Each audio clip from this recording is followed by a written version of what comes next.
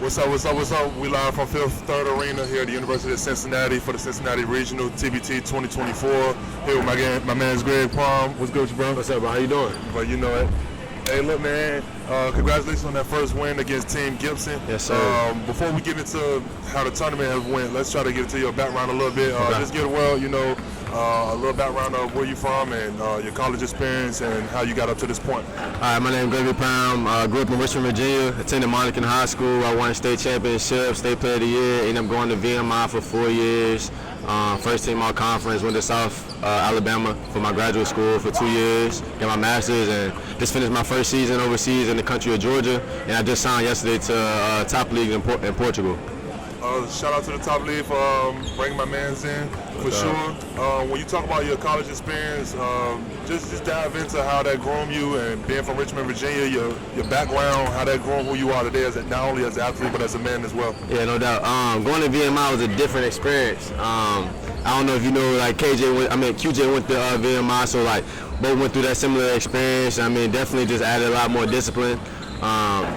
Schedule routine was hectic, but I think it just really grew me as a man a lot. I feel like I already had kind of responsibilities and the characteristics of being a great guy before I went to college, but I think just VMI enhanced it off the court wise. But basketball just did really well there. We had our first winning season in 7 years. Hasn't had a winning season since. So I think that's really important because I mean basketball winning, it takes a lot more than just your skills.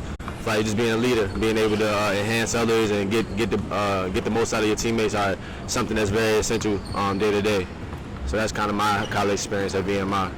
And you spoke on your man QJ shortly, so we're going to go ahead and transition into that first game versus Team Gibson. You guys came out with a win. It was a solid, hard-fought game. You guys started off kind of slow, got it going. Did a great job of closing quarters, in my opinion. No doubt. But when you just speak about your man QJ, just seeing him having his family here, his wife, his kids, you having your father here, VMI shaping out, like a respectable schedule and values, and ethic. So when you just think about the mentality of the team overall, I see everybody, have their family. Everybody is here early. The game will start for another hour and a half. You guys already been out here for an hour and a half. No doubt. Nobody else is out here. Like, when you think about the value of the team, what has been the message that the coaching staff have got across y'all outside of just being good basketball players, but being strong men? Just take every opportunity as an opportunity. You gotta seize the moment. Like everyone here has a different story, but we're here for a purpose. We're here for a reason. So never take the day for granted. You know what I'm saying? Really come out here and do what we're supposed to do, but also hold each other accountable. Also, we a team. It's us. You gotta trust us, and the key word in there is us. So we just gotta come out here, be hungry, be ready, be prepared, and be ready to go.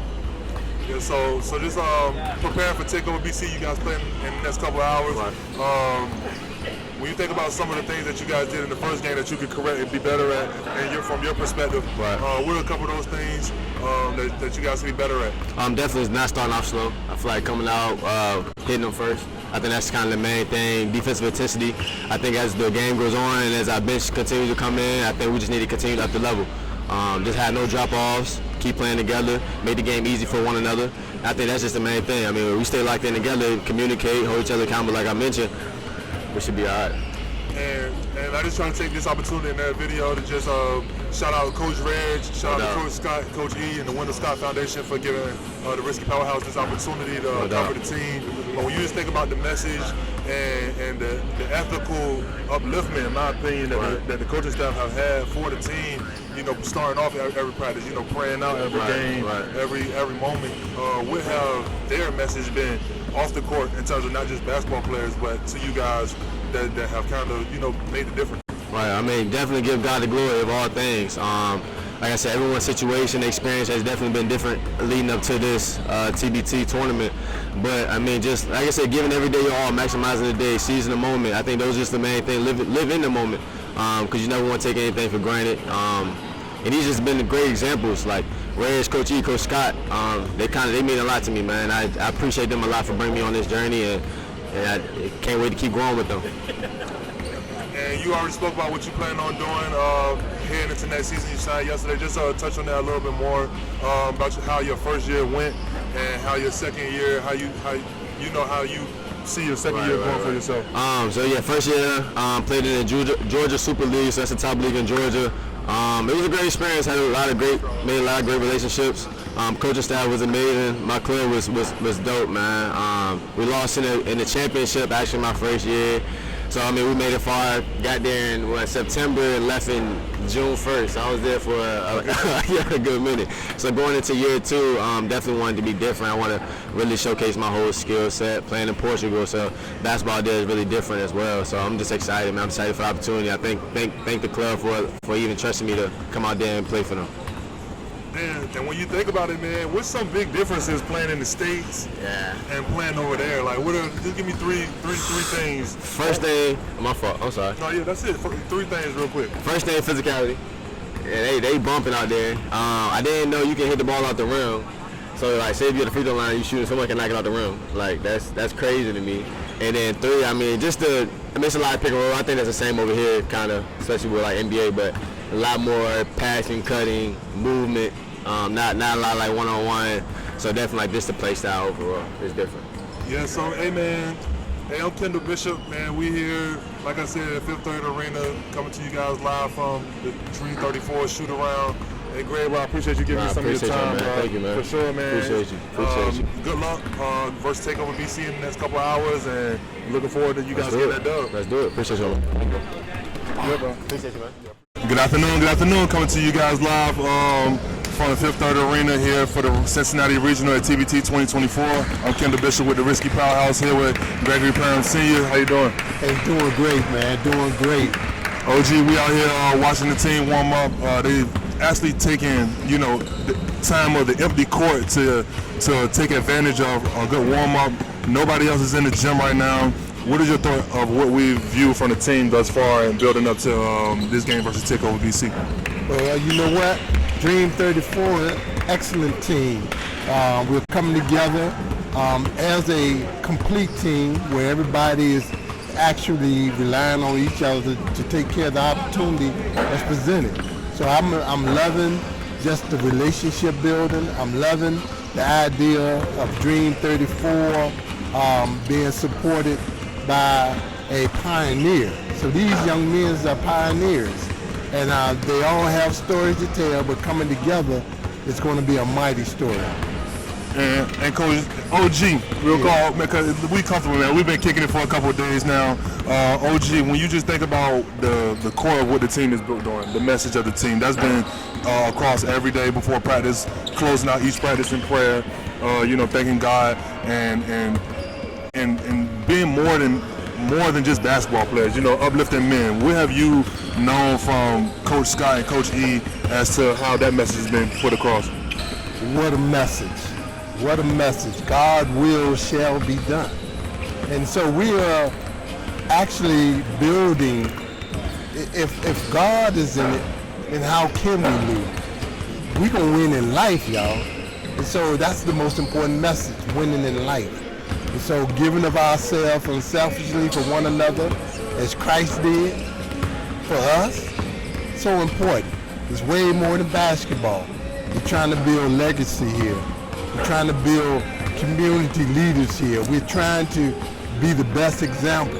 We want to model expected behavior.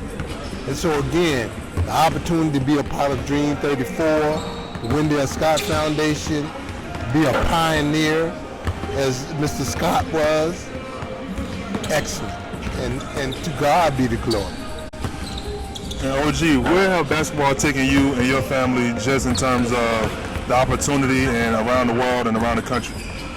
Excellent question. Again, myself having the opportunity to play some basketball, coach some basketball, officiate basketball, and now currently I'm a sports agent with the NBA as well as FIBA. But my son, who's played high school, state player of the year, college, first team all conference, 1,000-point scorer, professionally, and Tbilisi, Georgia this past season, and now working on his next contract. So internationally, we've been able to travel. So basketball has done great. And what's the most important thing is, as a student athlete, my son was able to obtain his master's degree. And so therefore, undergraduate in psychology, graduate degree in sports management, And so we are more than basketball. We are preparing for winning in life. And so God will shall be done. And speaking on your son, Gregory Parham Jr., you gave a quick little spat, but just try to elaborate a little bit more on your son and his accomplishments. I know it's an honor to be able to just watch him compete. We watched him right now warm up, from 26 feet as we speak. But when you just see that and you see him be competitive and handle the ball at his size, be one of the bigger guards on the team, I'm sure he is the bigger guard on most teams that he's on. Just try to elaborate on how proud you are and what basketball have done for him and his hard work and work ethic. Wow, man. You know, again, it's a blessing to be a father. So you all got to understand, my son, he knows me not walking. I had a motorcycle accident when we were pregnant with him, my wife and his mom and I. And so I've had the opportunity to coach him from church league to YMCA to middle school, AAU. I had the opportunity to touch and grow him. And I built him to be a point guard. He's a big guard, 6'4", 6'5", and has the skill set of a little guard. So that's where our advantage comes in. But basketball has been something we've been playing all our life, and he's been competing all his life. And so it's just a blessing to see what God is doing for him, allowing him to do. Again, God gets the glory. His accomplishments, you know, as a high school player, state player of the year. The school never won a state championship. He is the state player of the year. He's also, again, in college, first team all conference, SunCon, 1,000-point scorer. He's the most decorated kid coming out of his high school in Chesterfield County. So they have, you know, a trophy case with him in it. So it's just a blessing. You know, it's hard work. And so he continues to give back, and that's another great thing.